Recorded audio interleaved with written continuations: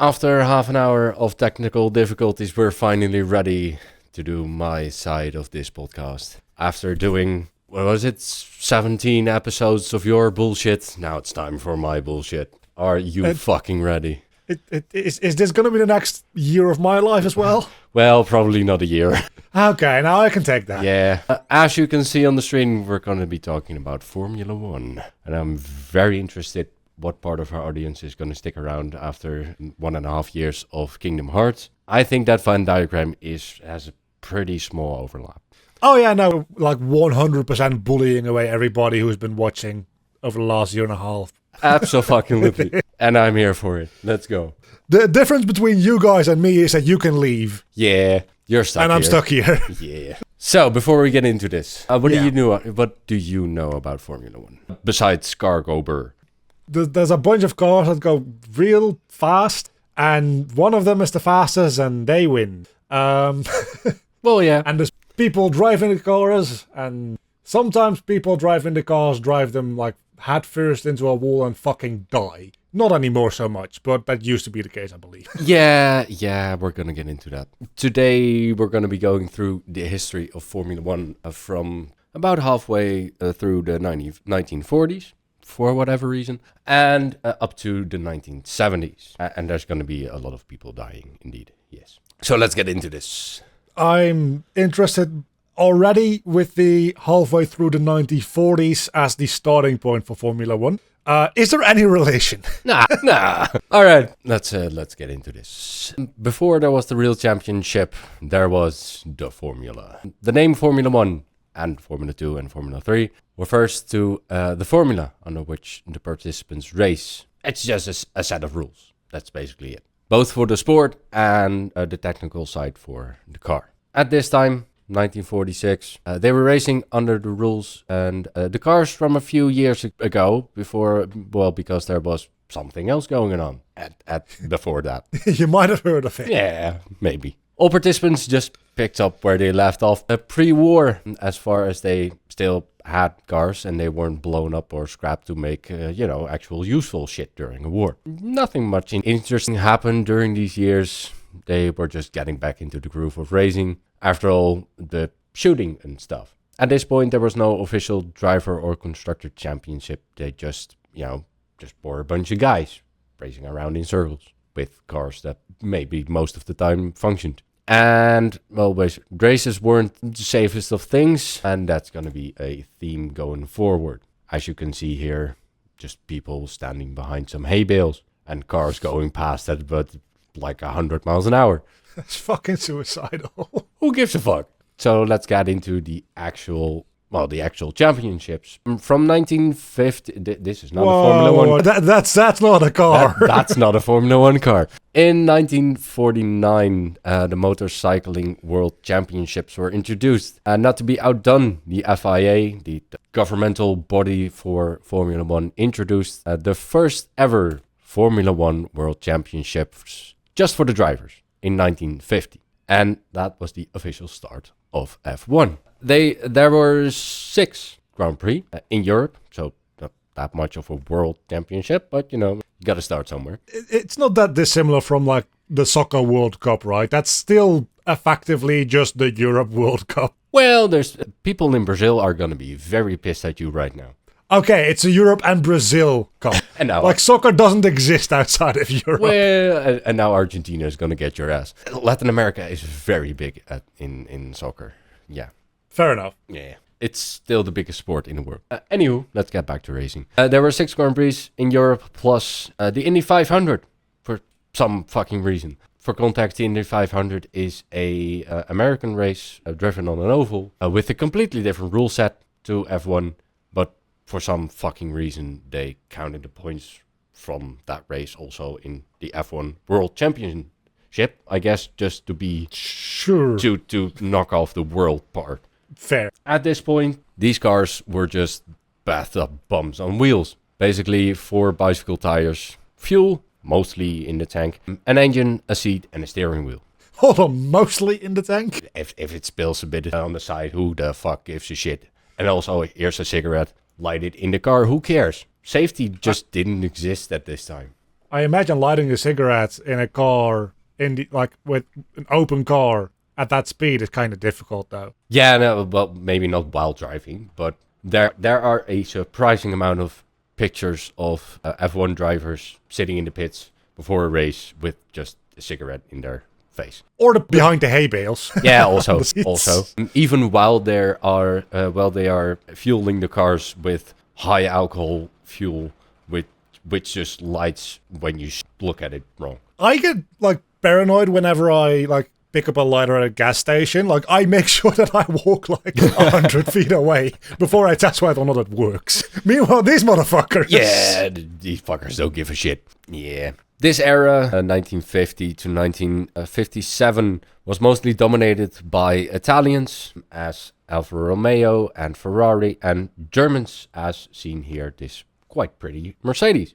It does look very German. Yeah. Well, I guess if you can't win a war, you might try and win some races. Well yeah. At first, they raced with Formula 2 specs because, well, there was no money to make an actual F1 car. So a 1.5 liter engine. Shut up, phone. A 1.5 liter engine with a supercharger, or a 4.5 liter engine without a supercharger. Except for two teams, BRM and this one, Alfa Romeo, with pre-war F1 cars. I guess these weren't blown up, so why not use them? They're out of date by that point. I mean, well, if the rest is racing with Formula 2 cars, and even an old F1 car is gonna do pretty good.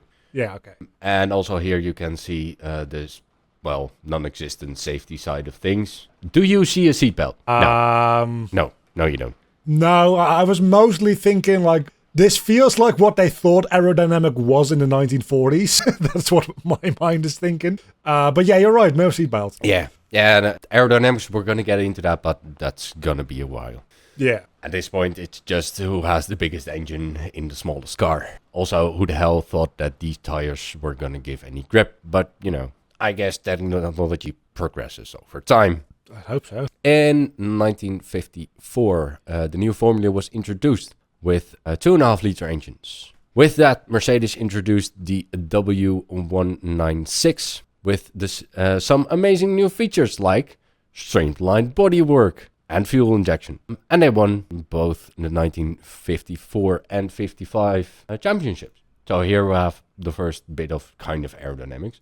Yeah, this feels more like it's not just a tube. Yeah. Still engines in the front, and that's why they have such a long nose. But the first efforts at streamlining some things. At this point, by the way, this would be very fucking illegal, but enclosed wheels helped a fuck ton with aerodynamics. I can see that, yeah. But in 1955, Mercedes, withdrew and didn't return for 40 years. Not because they were tired of winning, quite the opposite. Because of an incident at Le Mans, a different type of race outside of Formula 1, in that they crashed a Mercedes car that was launched over another car, landed in the crowd, killed 83 spectators. 83, holy hell. And the driver, and injured 120 more spectators. So you can see why they would be like, maybe we don't want to do this racing thing. Yeah, those numbers are a lot higher than I expected. Yeah. I mean, that racing was lethal for the drivers, that was known, but 83 fucking spectators killed, that's yikes.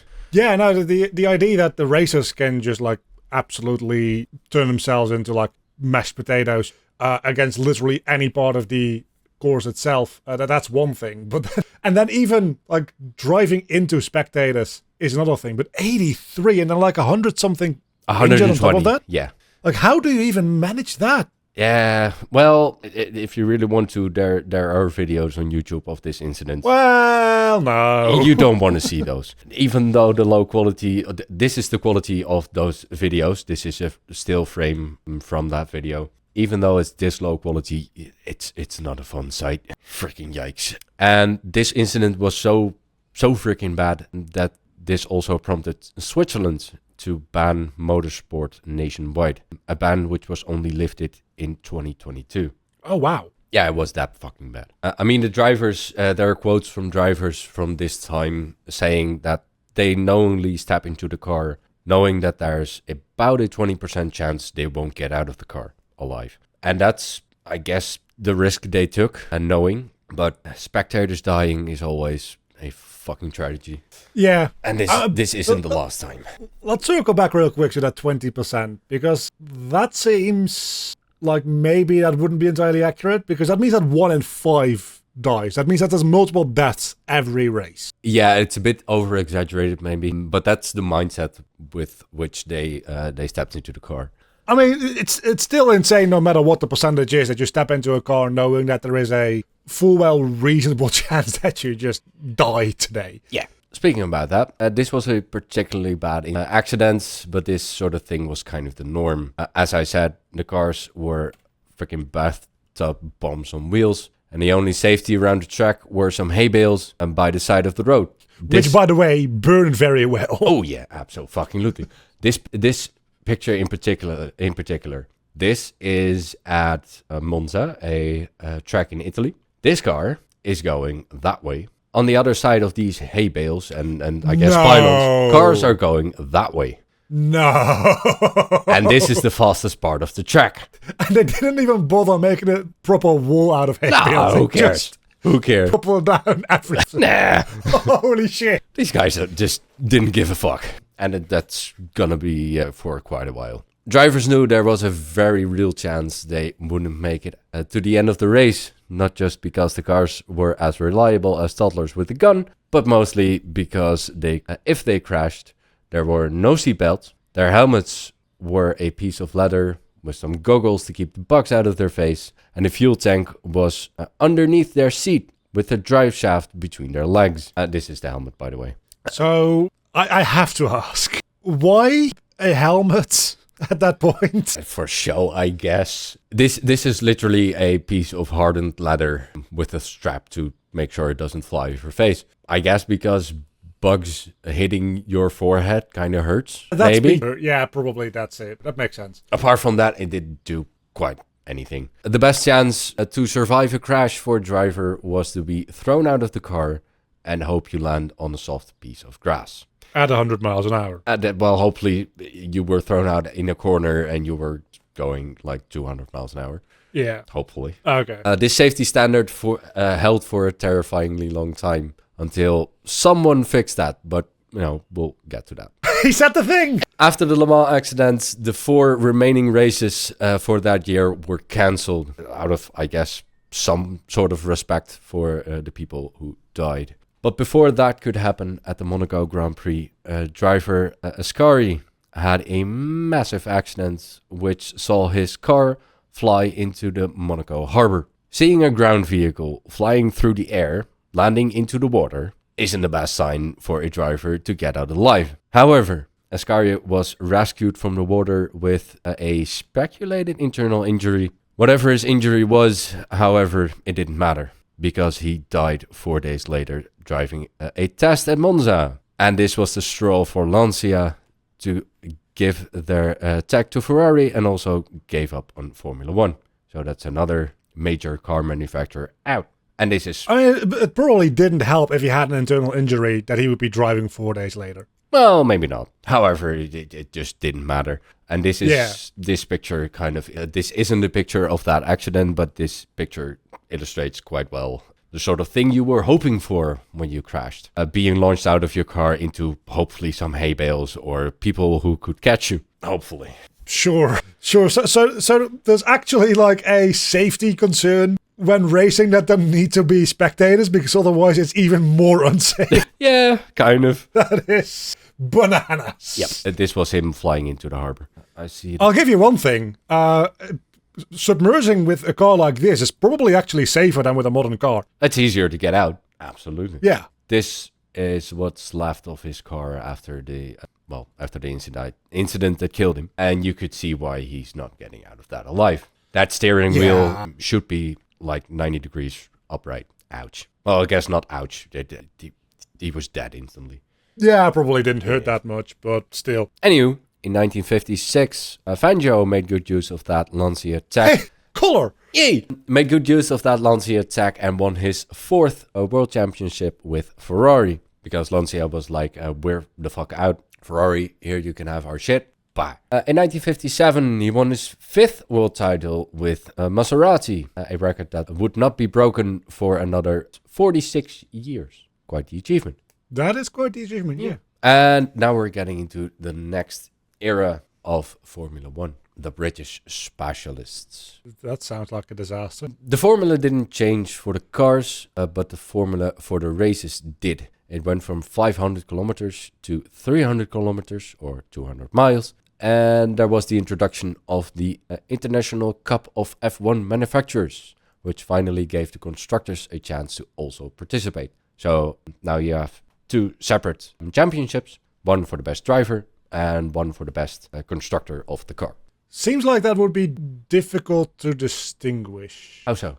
Because the best constructed car will naturally, given a good driver, obviously, also end up producing better results. So how do you is there a way that they can grade the driving separate from the car that they're being driven in? Not really. And most of the time, the driver championship is won by a driver from the team that wins the constructors championship.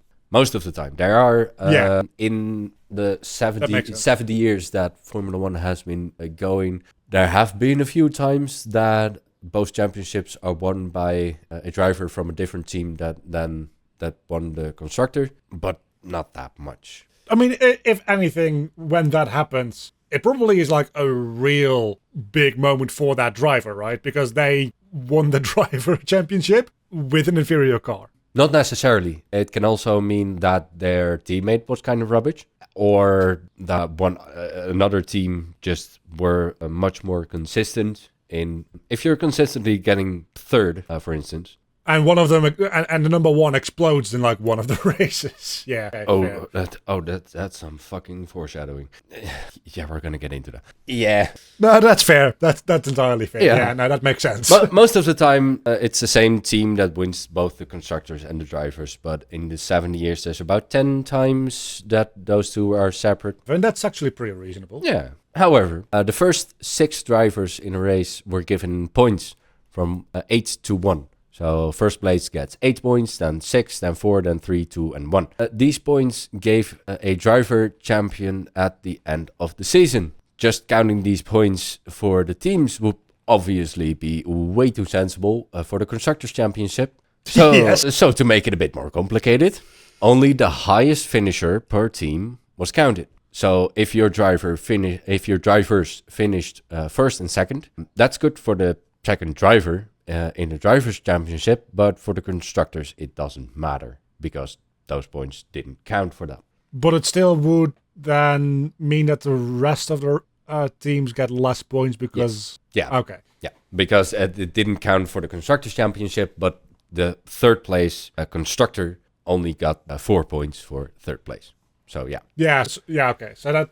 I actually think that does kind of make sense. Oh, they quit doing that very quickly, but it kind of does make sense, yeah. As in, only picking the top finishing position from each team for the constructors means that you are taking out the potential, the things that we just talked about, a specific racer not having a good race, fucking cars exploding. Probably should actually take that into account, to be fair. Yeah. But you just take a sample out of the top performance from these machines instead of an average, which I guess there's an argument to be made either way, but I can see the logic there. Yeah, it kind of does make sense, and that's why they stopped very quickly doing that. Nowadays, it's and I don't have it in my notes, but I'm pretty sure from the 1960s forward they just counted all the points for the Constructors' Championship. But then at that point, yeah, it's effectively just the same point counting for both of them, right? Or what? Well, they counted both the highest.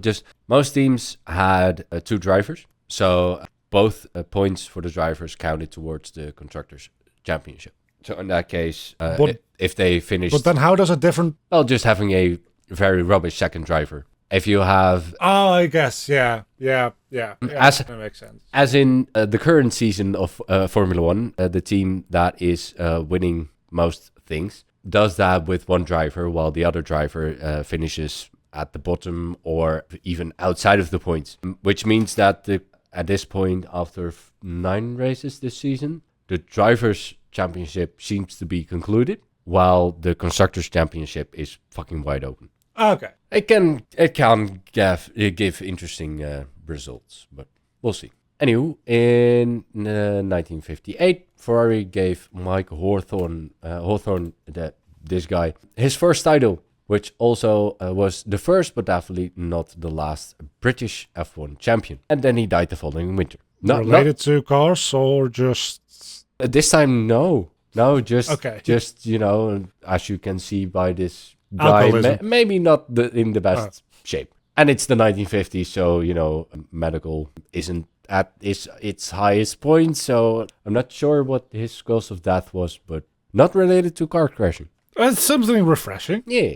The departure of the Germans and most of the Italian teams gave way for the British specialist teams. These were not car manufacturers who did racing on the side, like most teams up to this point. These were dedicated teams of racers and engineers, mostly working out of British sheds. And they were not afraid to experiment with freaking wicked stuff.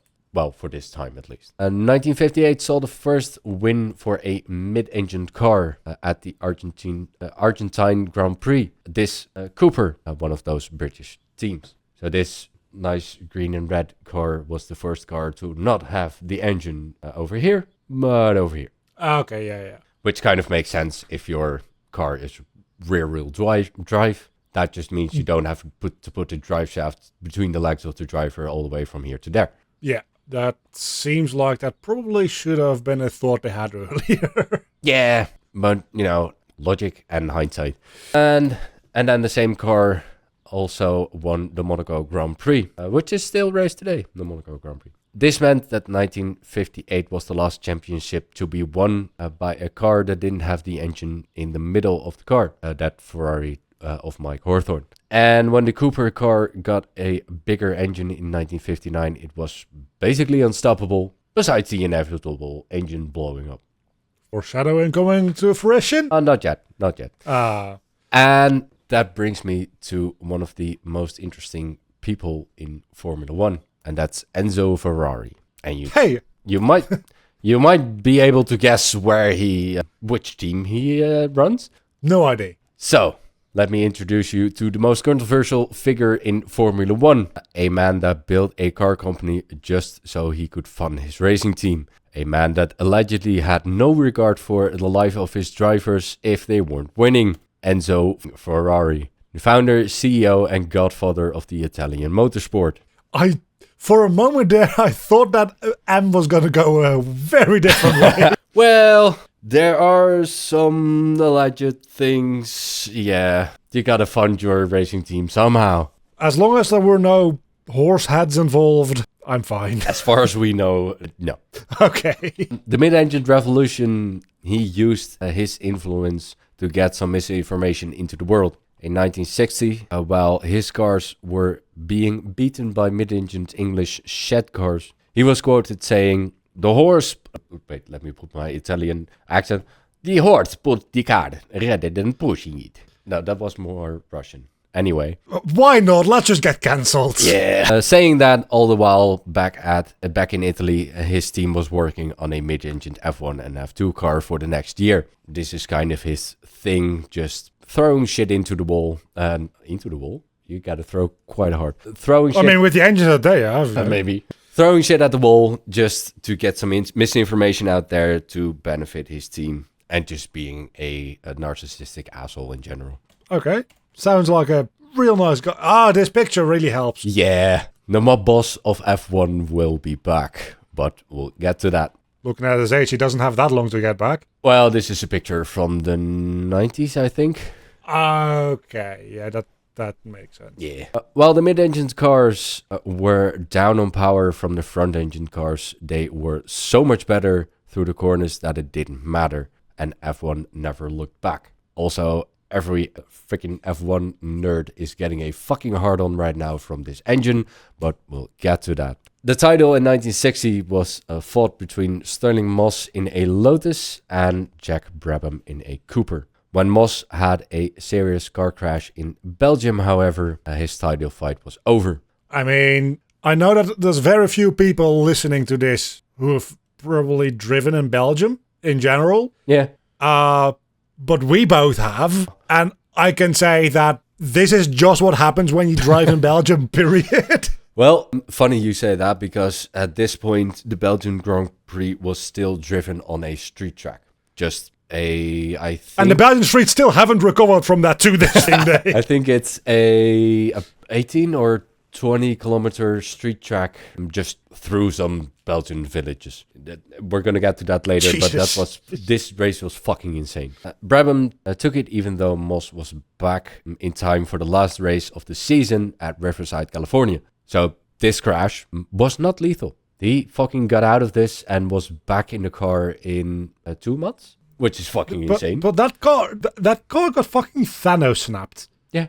Like half of it just disappeared. Yeah. I mean, this is his seat. His legs would be here. I suppose everything around him disappeared. Yeah. His legs would be over here and were broken quite freaking bad. But he just got out, recovered, and got back in. And didn't give a fuck.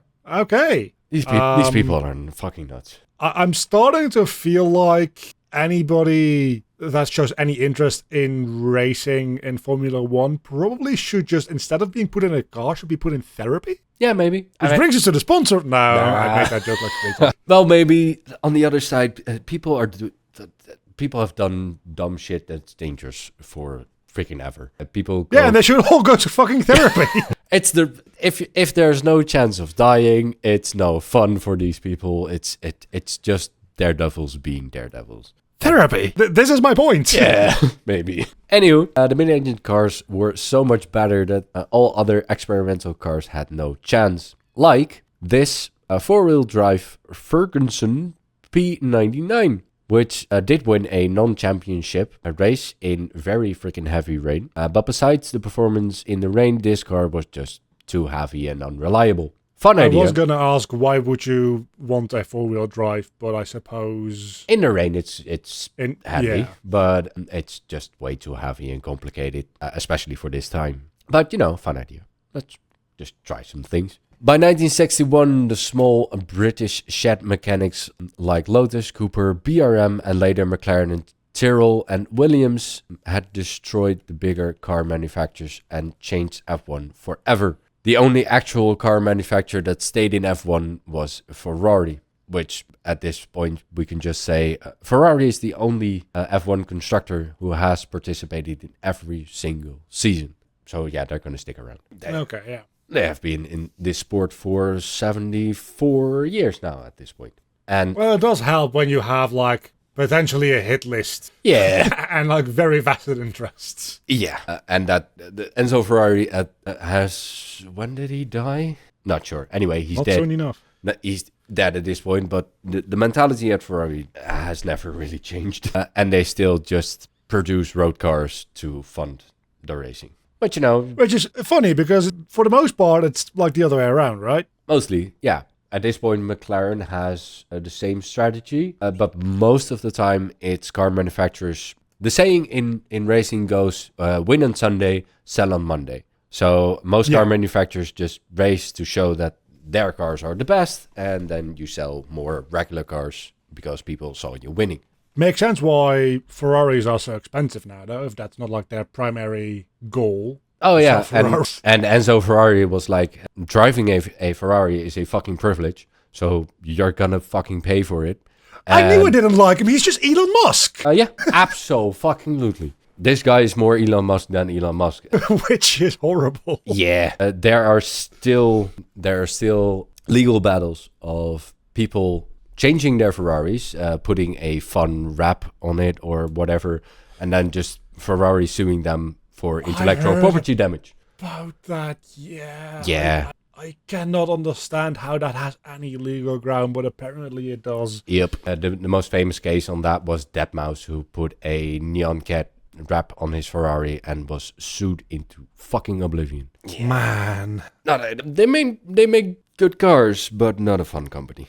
And Ferrari's exclusive cars are even funnier because sometimes they make either really, really, really fucking expensive cars or really rare versions of their regular cars, you don't go to Ferrari and say, you know what, I want to buy that. No, no, no, no, no. Ferrari comes to you and says, you have been selected so that you may buy this. Do you want it? You might technically be buying it, but for all intents and purposes, if you can't do what you want to do with it, you're not really buying the car. You're leasing it with extra steps. Yeah, you just have a license, I guess. Yeah, and most of Which is and most insane for a physical product. yeah, yeah. Like, it's insane for software. Well, most of these For a physical product. well, most of these exclusive Ferraris are investments opportunities. Anyways, they sell new Yeah, but that's from not Ferrari. the point. They sell new from Ferrari for like 1.5 million, and then people just keep them in the garage, never drive them, and then 10 years later they sell them for like 20 million or whatever. Which is equally insane, but also like very much not the point. Yeah, Like, it's just a fucking you're buying shame. something. It's mostly just a fucking shame because they're fucking amazing cars and they're never driven because the more kilometers are on the odometer, the less the thing is worth. It's fucking stupid. But, you know, that's the car. Yeah. Anywho. Yeah, but then if you start making like specialty cars, you know that that's going to happen. Oh, so why absolutely. even- Absolutely. And it surprises me that Ferrari doesn't buy them back and then sell them again. Just, you know, market manipulation as fuck. I guess that will be the next step. Don't give him ideas. Don't give him ideas. Fuck. Anyway, back to Formula One. Yeah. Where was I? There were the big car companies with the big money that built the whole car. These British specialists only built the chassis. They bought the engine and the gearbox, mostly to save money, and so they could focus on building the best car and just buy the best engine. And that was kind of the way going forward. In these years, F1 changed from manufacturers throwing shit at the wall, seeing what sticks, as a sideshow to give their company name some backing, to a sport run by dedicated teams, operating fully on prize money, blood, sweat, and engineering. Sounds like a very stable business model. Yeah, not really. There's going to be... well, I didn't put them in the notes because there are just too many teams coming and going, but there's a fucking... It happens. Yeah, no, Yeah. that makes sense that would happen a lot. Yeah. In 1961, the engines were downsized from to 1.5 liters or 750 cc's with a supercharger, but basically no one did that. This was done to keep the cars in check because even F1 was seeing that the speed of these mid-engine monsters was getting out of hand. And this is a 1.5 liter V8 we're seeing here, which is freaking tiny. Very good that they tried to do something about it, but I don't think it really worked, did it? No, absolutely not.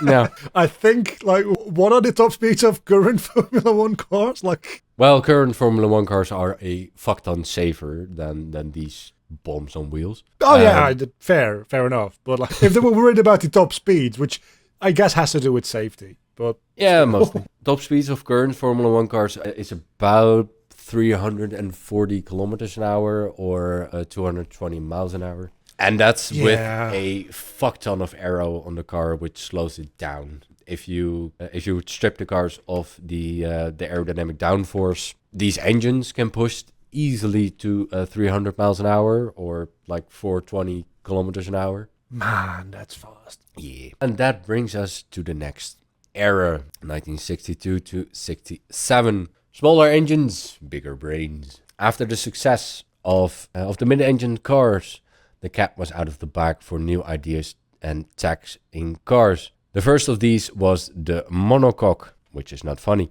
This means that instead of a frame made out of tubes with a body over the top of that, this Lotus 25 body was structural. No need for a frame when the body is the frame. And It started to resemble the general shape of more modern cars. yeah, I feel. kind of. Basically, the most significant change with the monocoque is that this, as you can see, this engine is right up against its back because there does need to be a frame around the engine. So this car is a lot smaller than the cars before. Yeah. Built-in seat heating. Oh, absolutely. This proved very successful in 1962. The engine of the Lotus was too unreliable to win the title. Graham Hill won. with Jim Clark in the monocoque Lotus becoming second. As soon as the Lotus became reliable, Clark won the title in 1963 and 65, and the Indy 500 for good measure in the same car. Well, kind of the same car. And this is the one of the very rare times that a Formula 1 driver ever even bothered doing the Indy 500 over in America. Even though it did still count towards the points tally, most of them just didn't fucking bother because it was a completely different kind of race, racing on an oval, and you needed kind of a special car for it compared to the traditional circuits in Europe. So this is the only, as far as I know, the only time someone won the Indy 500s and also won the F1 driver championship. You would think that once this happens, more teams will be like, oh, fuck, okay, so now we need to include that because everyone's going to be including it for extra points. Well, do you remember the whole unstable business model and all that? You basically need to develop a new car for this race. And that's racing on an oval is significantly different to racing on a normal circuit that you need to develop a whole new car. Yeah, no, so that makes it not worth it. Yeah, okay. Not really. That's fair. Like if one team does it and it guarantees them like a huge lead, that works. If everybody starts doing it, it's like game theory, right? Like the prisoner's dilemma. Yeah, but you still need to win the race. And the Indy 500 is competitive as fuck. This is the biggest race and even the biggest freaking sports event in the whole of the US. Those grandstands you see in the background here, those go all the way around the track. And nowadays they are even bigger, which means there are 400,000 people there. Christ, that's a lot. I was gonna say biggest sports event like compared to the Super Bowl, but that might actually like. Oh, absolutely. Even TV numbers are bigger for the Indy 500 than for the Super Bowl. Okay. This is fucking huge, and there are teams in America who focus solely on this race. So, as a F1 team coming in here and participating is one thing. Winning is a whole nother thing, which makes this even more special. Okay, yeah, so that seems like a very stupid idea that they did it then. Yeah, and even... well, it worked out, but... Yeah, and the points of this win did count towards his driver championship and the constructors championship for Lotus, but at the end he didn't need them. He had that was going to be my last question. Yeah. If he's this, would he still have won? Yep. That's a huge waste of his time and money. And it is. I mean, it is insurance, I suppose. Oh, absolutely, and it is. It was very, very, very big for the team, and also at this point, Lotus started as one of these shed racing teams. At this point, they were also making road cars, so this was freaking huge. Also to start selling cars in America. That's a good point. That's like an entire market that the rest of the whole Formula 1 probably doesn't like. Oh, absolutely. Ferrari have much to do with. Ferrari was just breaking into America at this point. All the other there were at this point some manufacturers still in F1, but none of them really were anywhere in America. Anywho, so Jim Clark won 1963 and 65. So what happened in 64? Well. In 1964, Ferrari was sick of not winning and threw everything they got at the championship using three completely different engines, a V6, a V8, a flat 12. While Lotus were wrapping their head around their new Lotus 33, Ferrari gave John Surtees the title, becoming the only driver ever to win both the world championships in cars and on motorcycle. This guy is a fucking legend. That seems like it is less connected than you would initially think. Oh, absolutely. It's two completely separate skill sets. Yeah. Well, apart from, just speed and feeling grip, apart from that, yeah, it's completely aside from being different. able to deal with like the just like the forces of that speed, it's like it doesn't seem all that connected other than that. No, this guy was just double nuts and good at it. Just imagine being so good at a sport that you get so bored that you also become the best at a different... Exactly. Like how many top basketball players are like, I'm going to play soccer now. Exactly. This guy's double nuts. Who the fuck is honking at you there? It's really annoying. There's like a family. I feel like it's a divorced family that lives near here. Ooh, because fun. it's like it's actually kind of cute. Because this happens pretty much every weekend. I feel like when like the mother drops off the kid to stay with the dad, the kid stays in the car a little bit while whatever happens, right? And just starts making noise with like the car honking. The kid. It's kind of cute, but it's Oh, also that's fun. really annoying. Yeah, but the fact that it's cute kind of makes it better. Yeah. Anywho, that's a good moment to take a little break because I need to pee. And I need to go beat up a child. Now, this picture, as you can see from the logo, shows a Ferrari. Yeah. Is there anything... Hold on. Hold that thought. I just realized. Yeah. I asked if we have any like Godfather horse heads and beds kind of situations. Oh, yeah, When I asked it, I didn't even realize that his logo is a horse. Yeah. Okay, sorry. Now- Just needed to connect those dots in my head real quick. Is there anything weird about this Ferrari? Probably, otherwise you wouldn't ask me. Yeah. But aside from that, the only thing that I can think of right now is that so far a lot of the cars I've seen have the exhaust more so on the sides, and this one is all the way at the back. Yeah, that's true, but I wasn't thinking about a technical thing. Okay. Which color is it Ferrari normally? Oh, it's not red. Yeah. Fair enough. Yeah, okay. Now, you might be asking why this Ferrari is white and blue and not Ferrari red. Well, and this is where the kingpin of F1 returns for the first time. Enzo Ferrari was pissed. Ferrari didn't give a fuck, and this is the quote directly from their website, which, I just pulled off their current website. By 1964, Ferrari had another car ready to race, the 250 LM, and to the astonishment of the worldwide racing community, the FIA refused to homologate it. Enzo Ferrari was insistent and became even more furious when the Italian motorsport governing body, the ACI, didn't back the team up. Enzo reacted instantly. He handed back his competition license to the ACI and vowed never to race in Rosso Corsa again,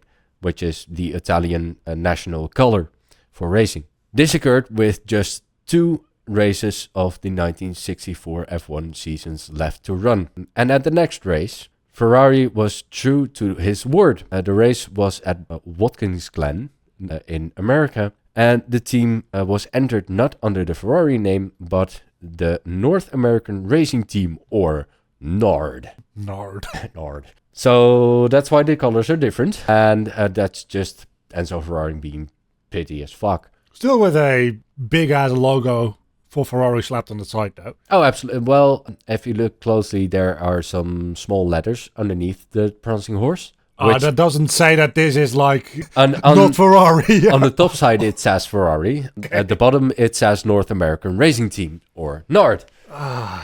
So yeah, that was Enzo just being petty as fuck. And if I don't get my way, I will not represent Italy anymore. Go fuck yourself. He literally is just Elon Musk. Yup. Holy hell. Absolutely. Okay. Well, the next year, this was all resolved, and Ferraris were back to being red all the way up till well, a few races ago, actually.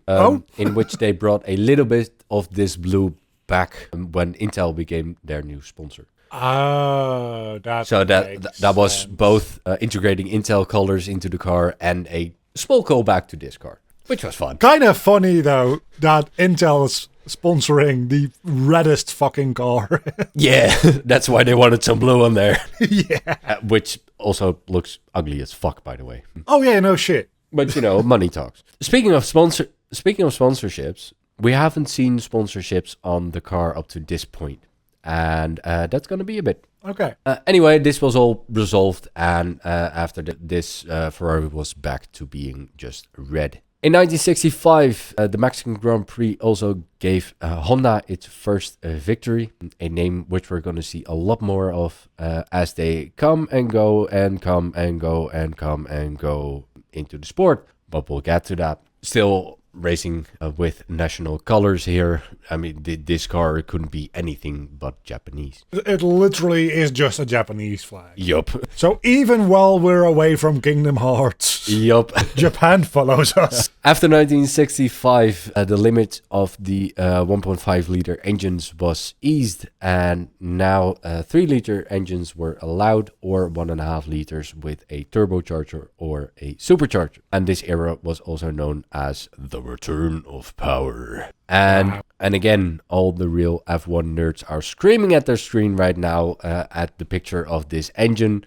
Calm down, we'll get to that. Lots of wires. Those are fuel lines. Those are These are fuel lines, and these are spark plug lines, or wires. These are wires, these are lines. Very important distinction. Yeah, you don't want to push fuel through a electrical wire. That's I mean, surely there is a little bit of dead space in those wires that you could push a fluid through. I don't think it'd be a good idea. It wouldn't be the weirdest thing an F1 team has ever done to put more fuel into an engine. I know at some point there was like a NASCAR team that, because there's limitations on how big your tank can be there as well, of course. And unlike with Formula One, NASCAR cars are supposed to be all effectively the same car. Basically, yeah. There was a team at some point who thought, okay, how can we cheese the rules to the point where we can actually like fit more fuel in? And they made their fuel lines thicker. Yeah. So they had like an extra half a liter of fuel. Not just that. I'm not sure if it was Indy or NASCAR, but there was also a team that just put about a half a kilometer of fuel lines underneath the car. That's also... I feel like it might have been both NASCAR. Like yours might have happened first. Then there was a rule that there is a maximum length to how long these lines go. And then the other guy was like, nowhere does it say that we can't make it half an inch wider. Yeah, something like that, probably. Yeah. That kind of feels like this steps towards making a rule book. Yeah. This is still alleged, but a few years ago, Ferrari was accused of doing something even weirder with their fuel. Right now, there's a restriction on how much fuel you can not just have with you, but how much fuel per minute you can use. So there's a sensor at the line, at the fuel line from the tank to the engine, which measures how much fuel is going through. That sensor works at a specific frequency. Allegedly,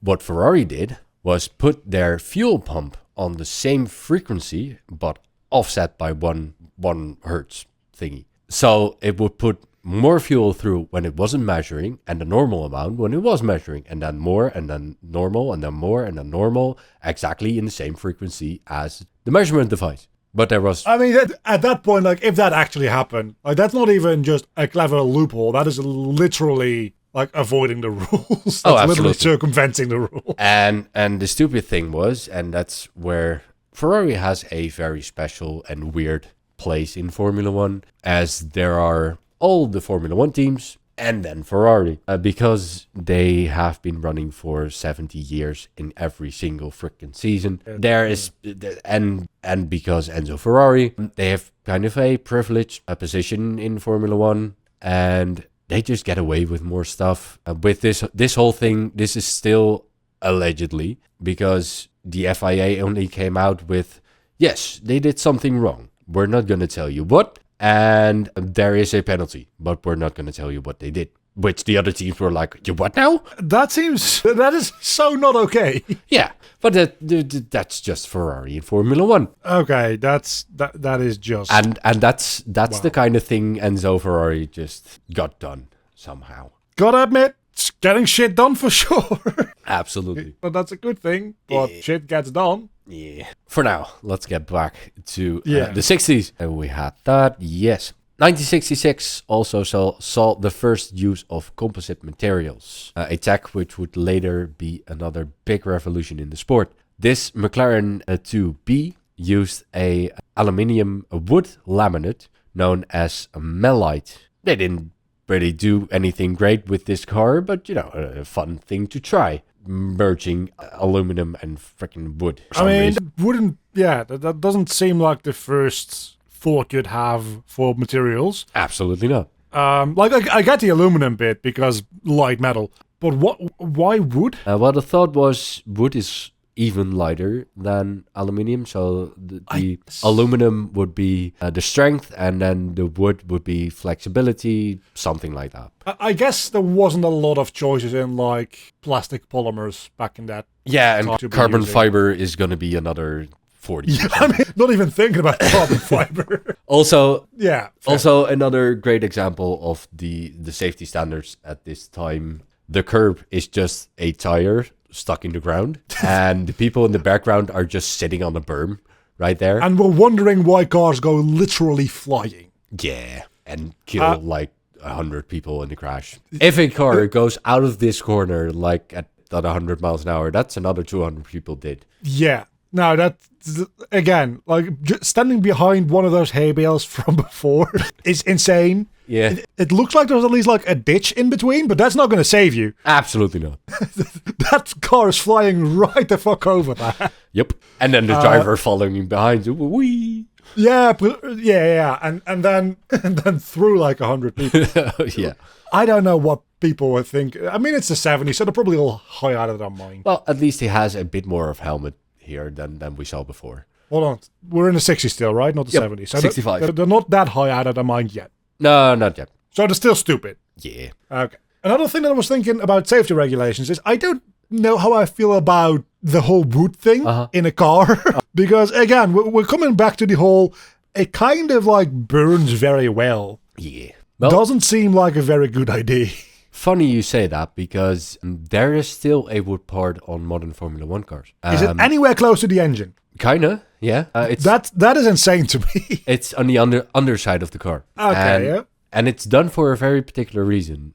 There is a regulation wood plank which needs to be put underneath the whole length of the car. And it's there because this particular kind of wood has a particular rate at which it grades away when you scrape it over the asphalt. So it's there as the lowest point of the car, just to keep the teams in check that they don't put the car too low, scraping over the ground. This plank is measured at the beginning of the race and at the end of the race, and if there's too much shaved off, then they get a penalty. Wow. And also there's a titanium plate at the end of the wooden plank, specifically to give the car sparks when it bounces off the ground, because it looks cool. I was gonna ask, is there any other functional reason for that, or is that just because we're also making television? Because sparks look cool. Okay.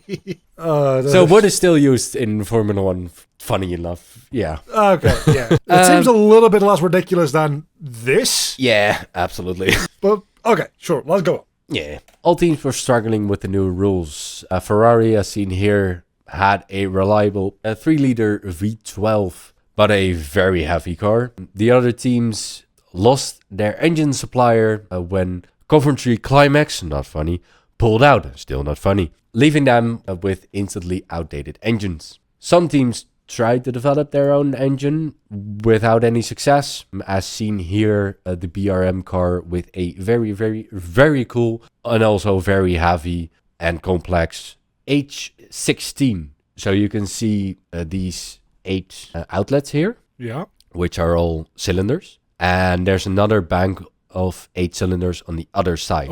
You have a H configuration of 16 cylinders, which is fucking nuts. Gaga brr. Yeah. Basically, they took 2 V8 engines and stuck them together. And I mean, if it works. Well, it didn't. But let's imagine that it did. It did make a lot of power. Absolutely.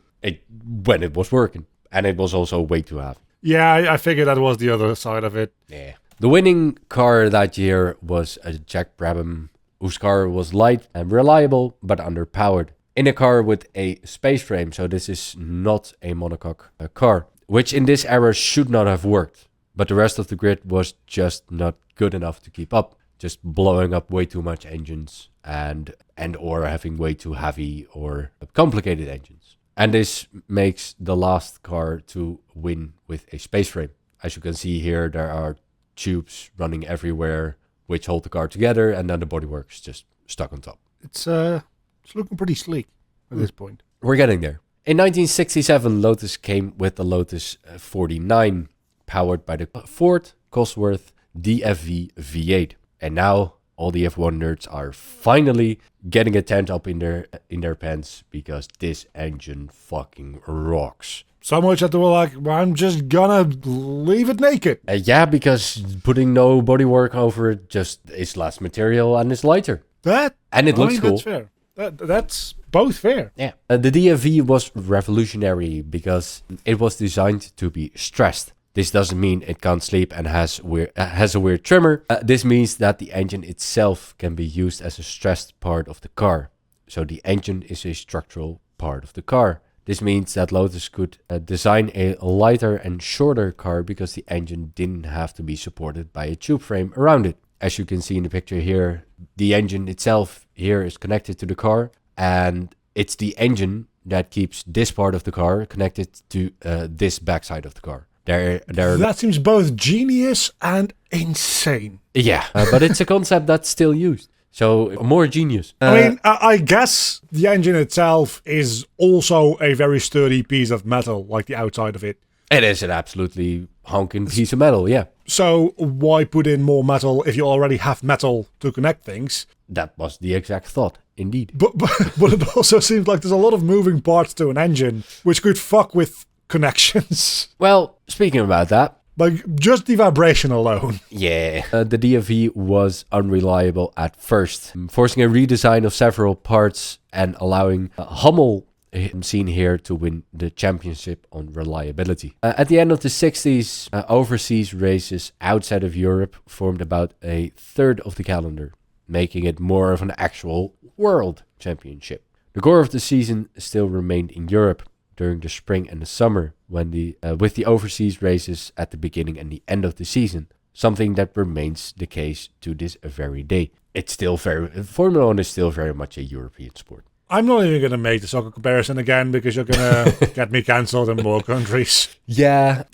if you're going to call F1, it's funnily enough, it's mostly the same countries which are going to come after you if you call F1 a European sport. Brazil is going to get very, very, very mad because of a driver, which we're going to get to next time. I mean, on the other hand, I don't want to tension us too much, right? But on the other hand, we've got the Eurovision Song contest, right? With Australia in it. With Australia. Yeah. So I don't... And yeah. So I feel like I'm kind of dignified in saying that soccer is a European sport with some Latin America thrown in. Well, and calling F1 a European sport is even more dignified, because... the teams are all European, right? Yeah, there are a few races outside of Europe which are specifically held at night to make sure the Europeans don't have to get out of bed at a ridiculous time.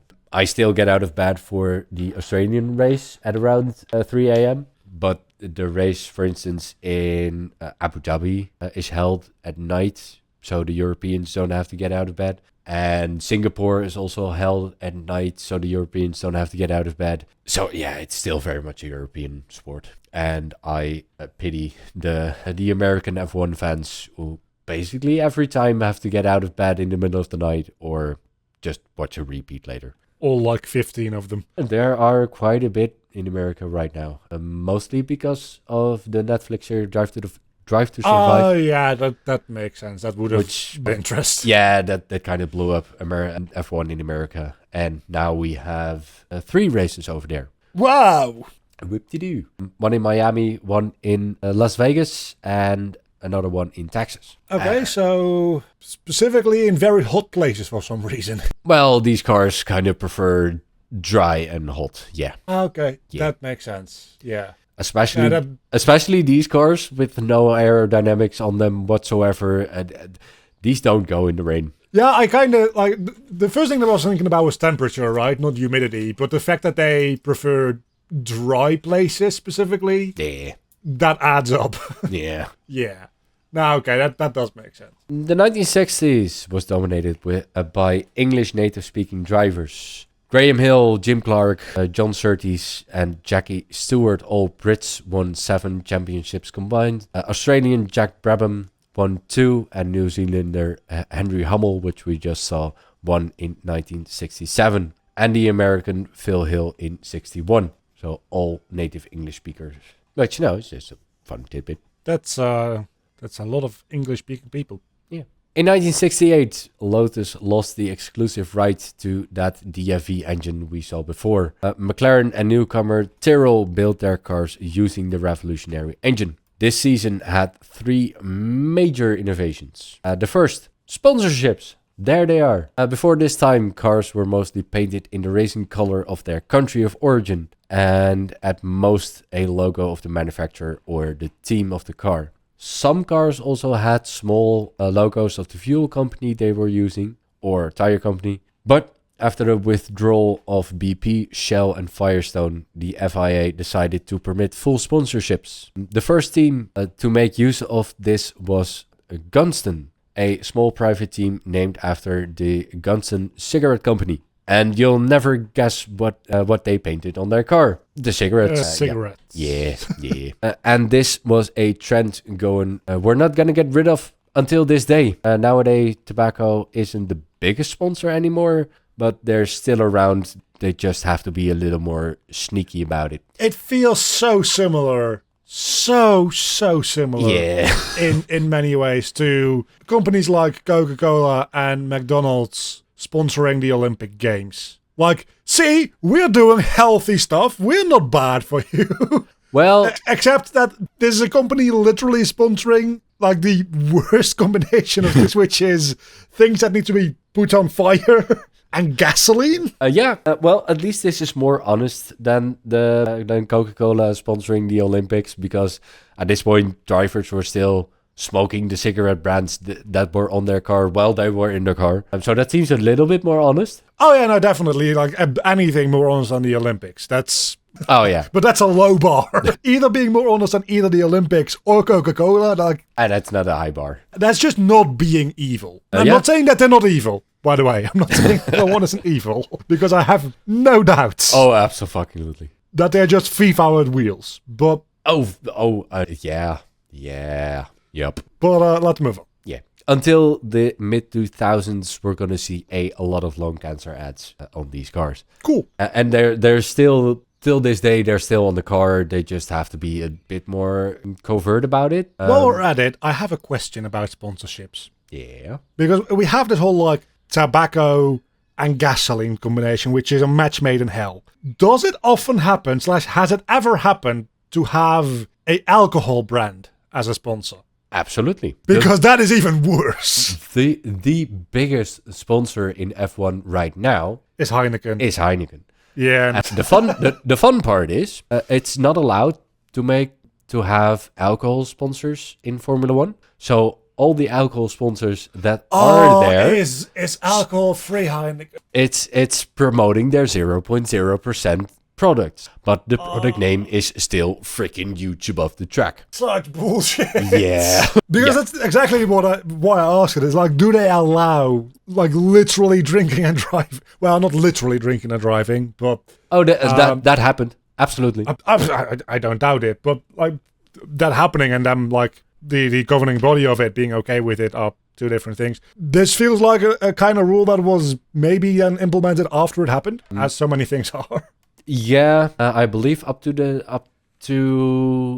late 70s, there was no specific rule about not drinking and driving. That's fucking insane. Yeah. Then again, there's a lot of things that are insane when you look back at like the 70s and 80s. Absolutely. Like outside of Formula 1, just in general. Yeah. And this was the first car to use the sponsorship. This is the most famous one for being one of the first, because this is the Lotus team, which before this proudly ran British Racing Green, and just from one race to another painted it like this, and everyone was like, the fuck you're doing? I imagine that Ferrari was real happy about somebody else using red. I'm not sure if there was any controversy about that. I imagine Enzo wouldn't be very happy, but... Well, maybe not publicly, but like he probably like beat up one of his slaves or something like that. Yeah, absolutely. Yes. I mean, I know that it's not the 30s anymore, but I just like to imagine that he still had slaves because he's just that kind of guy. It wouldn't surprise me. So yeah, we had sponsors. The second big thing this season was wings. What? I mean, I get what they're going for. In sport cars, someone else had the idea that if a wing can give a plane lift, then maybe a upside down wing can push a car to the ground. Lotus was the first to give wings to the Lotus 49B. And later that season, Brabham and Ferrari went bigger. Yeah, bigger is the exact right word. Well, the idea of this sort of wing was you want the whole car to be pushed down. So putting it in the middle was what thought to be the best idea. And you don't want disturbed air going over your wing. So you put it above the car where the wind is clean. This seems more reasonable. This was the first implementation. And then someone else was like, oh, that works. This might work better.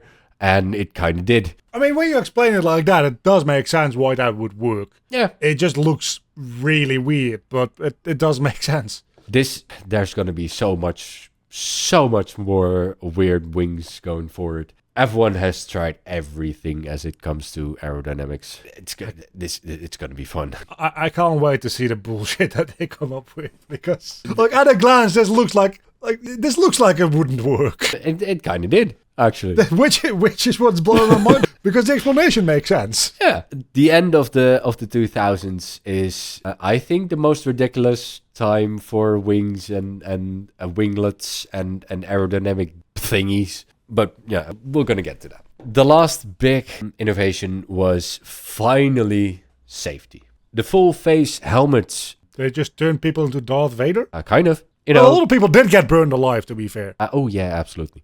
And the most famous example of that we're going to get to next time. Yeah. Maybe the bike helmet that they had before was not enough. How about we protect the whole face? In 1968 was also the year that two-time world champion Jim Clark died in a Formula 2 race in Germany. This hit hard in the sport to see a driver that was thought to be too good to die find his end in a race anyway. This set off a safety spree that was long overdue in Formula 1. At this time... It's kind of like, up until this point then, the response to people dying was just victim blaming. Yeah. And it was this guy dying and they were like, no, but he is too good. So it must have been our fault. Absolutely. At this time, it was just thought if you die, you just weren't a good enough driver. That is basically. Okay, that is. And at this time, these drivers were still competing in different championships. So Jim Clark died in a Formula 2 race, which they did on the side just to keep up their skills. And yeah, and seeing this picture, is it any surprise that someone would die when you just race through a fucking forest? I mean, this is the kind of roads that are just dangerous with a normal car, to be absolutely fair. And this is the only protection, just a wire fence with a pole. That's not a protection for something that's going like 200 miles an hour. Yeah. This is at the Nürburgring, a still very famous track in Germany, a 42-kilometer long track going through the forest in Germany. And this was just the only protection. And we're going to get into the most famous accidents that happened here next time. But the problem with a 42-kilometer long track is you need stewards besides the track to, clean up crashed cars and help drivers to when they crash and all that stuff. When you have a 42-kilometer track, having enough stewards is kind of a thing. Yeah. To be able to help anyone crashing anywhere. And this was part of the problem for this crash. There was no helping Jim Clark at this point. As you can see, you're not walking away from this. But also, it took about 15 minutes for someone to get here, which if he were to survive, doesn't help. Yeah, that doesn't help. But then again, like if and this is maybe a little bit of like a sliding scale, but like if that 15 minutes, if somebody came 15 minutes earlier and was able to get him help, like in this case, it wouldn't have mattered. Absolutely not. Yeah, that's kind of like the thing. I'm sure that would be injuries where that 15-minute scale, which in practice that would be like a 30-minute scale because it would be a journey both ways. Yeah. Would have made a difference, but I feel like in this case, not at all. No. I feel like with like this scale of accidents, it feels a lot more binary between you'll survive, still be fucked up, but you'll survive or you're just dead. Well, pretty quickly next time, we're going to get into the most famous accident at this track, and we're going to see what that response time does. But we'll get to that. Ooh. Yeah. Anywho, safety... He did. He did. Safety became such a big deal that the next year the drivers boycotted the Belgian Grand Prix at Spa because the organizers didn't make the safety upgrades that the drivers demanded. The track was still run, as we said before, through streets through the Ardennes in a massive loop of public roads with houses, light poles right beside the track. Can you imagine, instead of plowing through a bunch of spectators, just plowing through some guy's house? I mean, this is the track, and there's just someone's house there and there and there. And I've driven this track in my simulator a few times, and especially this house. There is nothing between the asphalt and this wall. Just if you don't make that turn, you're just in their living room. Yeah. And a half second later, you're in their backyard, but that's beside the point. And very much dead. Yeah. Yeah. Along with everybody who was watching through, well, either the window or the television, to be honest. At that point. Yeah, absolutely. Okay, nice. So you can see why they were like, we're not going to do this anymore. Yeah. Yeah. And that's going to be a theme going forward where more and more and more the drivers are like, you know what?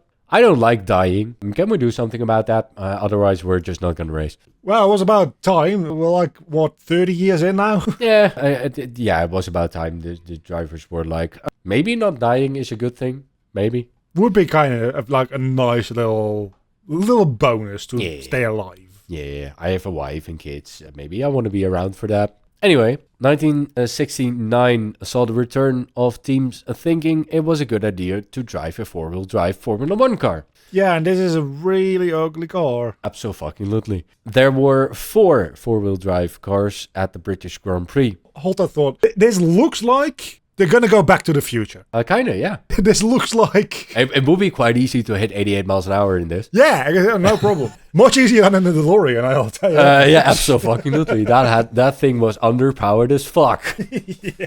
Okay, go on. There were 4 four-wheel drive cars at the British Grand Prix, and knowing that there's basically that they're only good in the rain, it's not a bad place to try it again. That is true. Yeah. However, there was no rain, and only one driver ever scored points in the four-wheel drive car, and that was at the Canadian Grand Prix, in which his front wheels were disconnected. So he was driving a four-wheel drive car if they were connected, but in that race he just drove with the back wheels. That just seems like you're carrying extra weight for no reason at that point. Absolutely, but that was better than actually connecting the front wheels. Fair.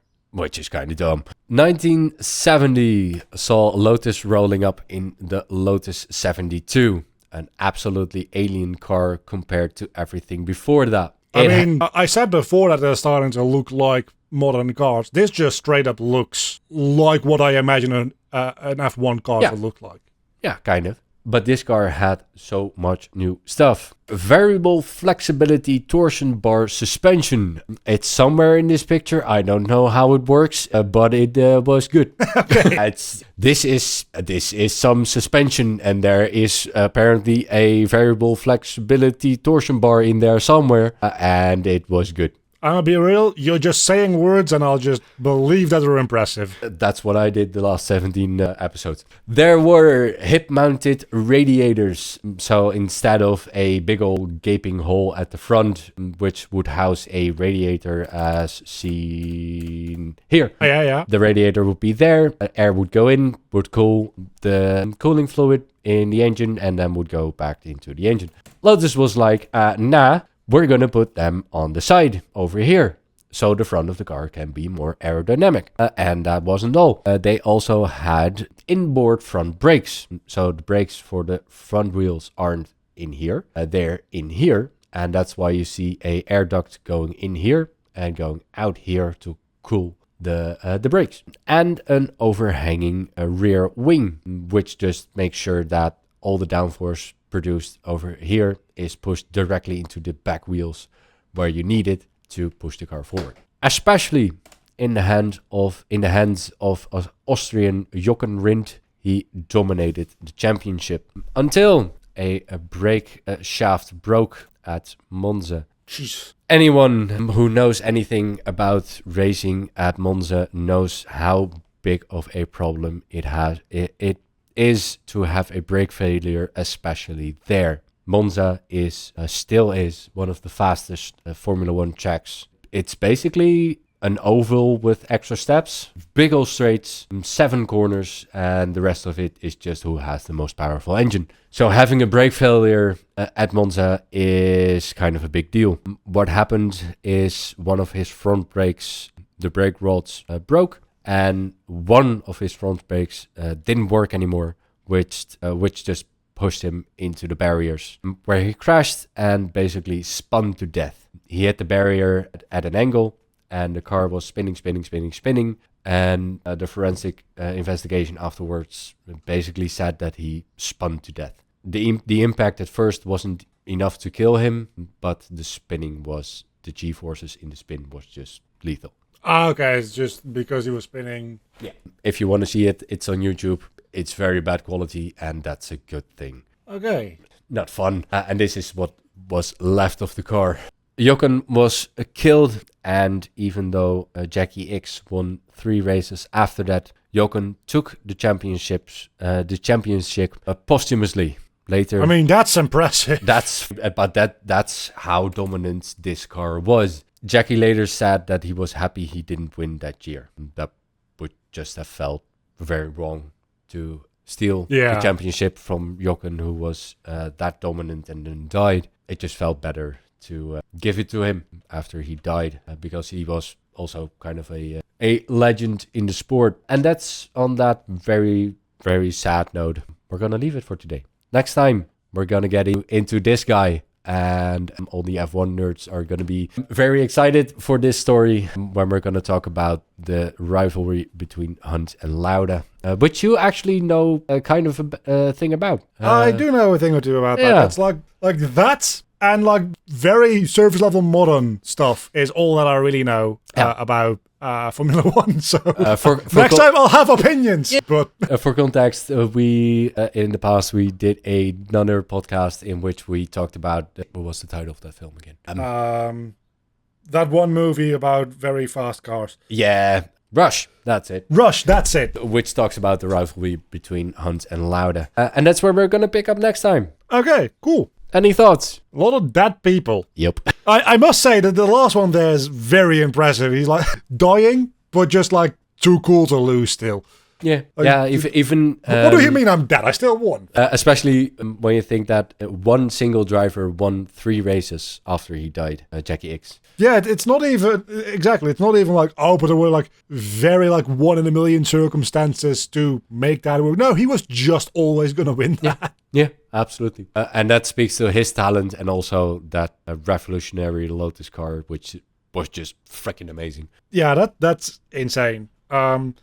Also, kind of, and again, this is where my surface level knowledge of like current events comes in. It also kind of brings up the same problem that we have right now, where effectively everybody's racing for the number 2 spot anyway. This season, that seems to be less of an issue. Last season, absolutely. Last season, the Wilhelmus was just the unofficial theme song for Formula 1. Yeah.